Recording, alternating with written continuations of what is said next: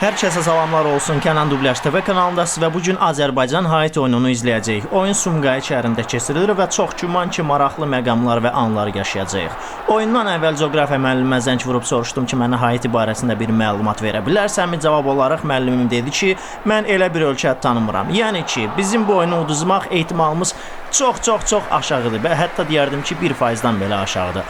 Birinci üçün zərbəsi və bizim müdafiəçilərimiz qoymur. Bəli, vururlar o tərəfə topu, amma top qayıdır onların öz oyunçularına və qapıya zərbə və Şahruddin heç tükün belə tərpənmədi, çünki əmin idi.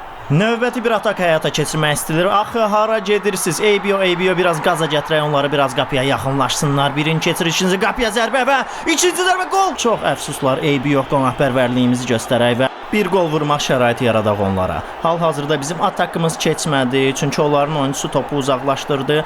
Amma ki, yeni bir şans yarandı bizim əlimizdə və Toral Bayramov topla irəliləyir. Toral Bayramov sağ tərəfdən Elvin Cəfərquliyev açılır. Elvin Cəfərquliyevə uzun bir ötürmə. Elvin Cəfərquliyev sol ayağı ilə topu 3-cü mərtəbəyə çox böyük bir uğurla göndərir. Axı, necə baş verdi? Gəlin bir daha təkrarı izləyək. Mən belə düşünürəm ki, bizim oyunçularımız qonaqpərvərliyi ilə bağlı birinci taymda gol vurmaq istəmirlər. Və gördüyünüz kimi Elvin vaxtdan səmərəli istifadə edib istirahət etmək qərarına gəldi. Üçüncüdən zərbə yerinə yetirilir və o xatanların biri çıxır qaba və gol vurur bizim qapıya. Axı, bu necə baş verdi? Mən başa açmıram. 20 nömrəli oyunçu. Amma məncə Şahruddin qolu olacağını bilirdi. Çünki topu qapının içindən çıxarmaq qərarına gəlmişdi. Bir daha izləyək təkrarı. Bəli, Şahruddin artıq qapının içində topu tutacaqdı.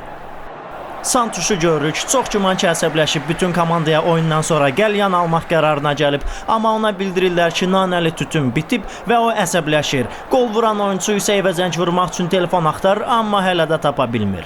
Və oyunumuz beləliklə davam edir. 2-0. Və növbəti atak Elvin Cəfərquliyev qap qarşısına pas və Musa Qurbanlı niyəsə özünü Haiti müdafiəçiləri sıralarına yazdırır öz adını. Axı, niyə? Çox möhtəşəm bir ötürmə olmuşdu bu. Baxaq, izləyək bir daha baftoru. Amma Musa bu qolu vura bilmədi. Haitidə üst-üstə 200 nəfər adam var, hansılar ki, topu görüb yol üstü onların 11-ini mindiriblər samalyota və bu sastavla oynayırlar, amma biz hələ də qol vura bilməmişik. Gördüyünüz kimi Musa istirahət eləyir. Və növbəti ataka Elvin Cəfərquliyev topla irəliləyir. Cərmə meydançasına yaxınlaşır və bizə penalti qazandıra bilmədi Elvin. Hakim deyir, hər şey təmizdir. Çortpa biri bojumoy deyir Elvin. Qayıt oyuncular bizim qapıya növbəti qolu vurmaq istəyirlər. Azərbaycan futbol standartlarına görə meydanda 2 kulok izləyə bilirsiniz. Hər şey qanun və qayda çərçivəsində. Buna baxmayaraq rəqib çaşmır və bizim qapıya zərbə endirir və gol. Sizi bilmirəm, amma mən bu zərbəni tuta bilmədim. Dəhşət dərəcədə güclü zərbə idi. Sanki Roberto Carlos endirdi bu zərbəni bizim qapıya. Və hal-hazırda mənim köməkçilərim tərəfindən mənə bildirilir ki, bu Fernando Santos və Oba Marçi tərəfindən qurulmuş bir strategiyaymış. Hansı ki, qayıt oyuncular bizim qapıya yaxınlaşan zaman meydana dərhal 2 ədəd Oba Marçet kuloku buraxılmalı idi. Və beləliklə bu plan özünü doğrultmasa da Fernando Santos aldığı illik 4 milyon dolları doğrultdu. Və bu cür qüvvətli və gözlənilməz zərbəni pişik cəhdliyi və bəbir sıçrayışı ilə Şahruddin çıxara bilmədi. Milli yığmamız bugün çox gözəl oynayır əsəblərimizlə və Elvin Cəfərquliyevə sarı vərəqə verildi.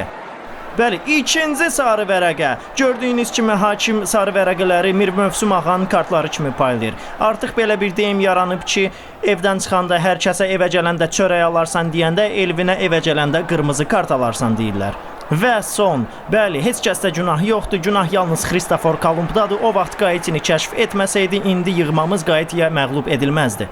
Bəlkə də 85-də qırmızı kart almasaydıq, udardıq. Duxları var idi, 4-cü gol vurardılar. Vuranmazlar, çünki canavarlar buradaydı. Bu və digər dublyajları izləmək üçün səhifəyə abunə olmağı unutmayın.